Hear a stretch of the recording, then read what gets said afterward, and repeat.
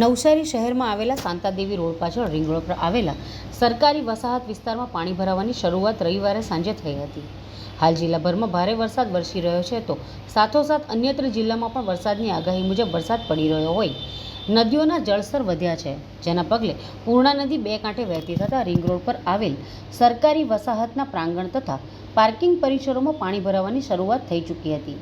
જેના પગલે સરકારી વસાહતના રહીશોને ઇમારતોમાં જ રહેવાની નોબત આવી હતી. આ સાથે ફાયર બ્રિગેડ દ્વારા શહેરના નીચાણવાળા અનેક વિસ્તારોમાં નદીમાં જળસ્તર વધતું હોય લોકોને સાવચેત રહેવા માટે વાહનો ફેરવાઈ રહ્યા હતા, તો કેટલાક વિસ્તારોમાં દોરડાઓ બાંધી દેવામાં આવ્યા હતા.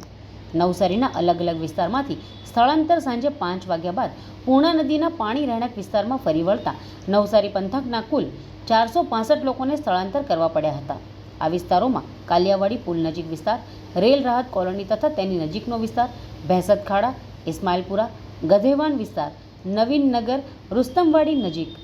જલાલપુર વિસ્તાર, ચોવીસી જેવા નીચાણવાળા વિસ્તારોમાં પાણી ભરાતા લોકોને ભારે હાલાકીનો સામનો કરવો પડ્યો.